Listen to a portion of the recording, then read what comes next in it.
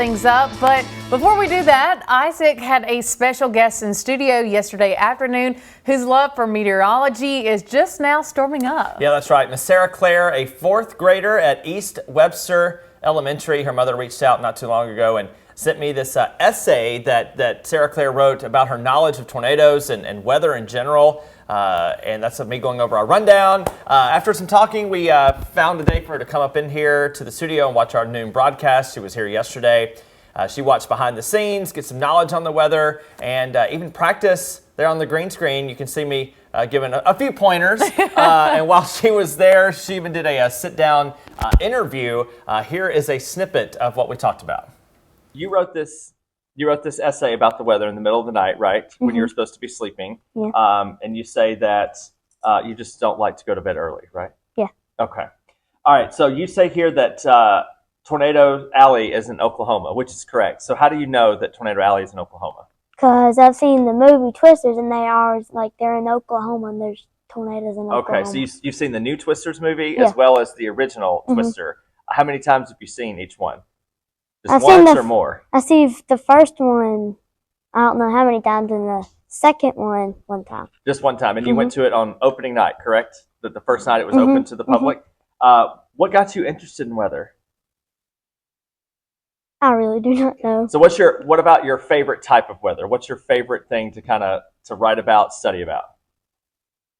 Tornadoes. So you had a question for me, right, about how tornadoes get so fast. So you wrote here that tornadoes occur when warm, moist air gets updrafted into cold, dry air above it, and that's how a storm forms. So basically, if the air is super cold and the air is super hot and it's super humid, that's one way that tornadoes can get faster and faster. And by that, we mean wind speeds just increasing.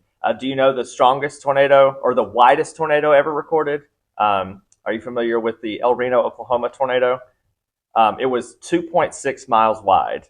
That is the widest tornado in United States history. The tornado that we looked at in Iowa earlier this year, it had wind speeds a little over 300 miles per hour. And that was the extreme case. Thankfully, most tornadoes are very short, and they're very weak for the most part. So Tornado Alley, there's been some research that it could be shifting closer to Mississippi, Alabama, and Tennessee. Not to take away from Oklahoma, but we are no stranger to tornadoes. And the fact that you know exactly what to do, you're ahead of the game in many ways. There's a lot of adults sometimes that don't know what to do. So you are smarter in some cases than a lot of adults. What would you like to be when you get older? A storm chaser. We're sitting in front of a green screen, and you got to point. You got to point up here, and it looks a little harder than you think it might be, right? You got a little turned around, and you're also wearing green, so we got to see through you a little bit. That's fun. I think my favorite part about seeing you with Miss Sarah Claire is just you could tell how excited she was, and she kept her composure really well. Right. But it's just the fact that I was about this age, and I felt like you were pretty young too whenever you got your love for or interest in it. So, she may be our future coworker one day. I mean, yeah, she was incredible. And just the fact that she wrote like that, it was like 4 pages front and back total of just all kinds of stuff about tornadoes and the weather. And it's fantastic to see.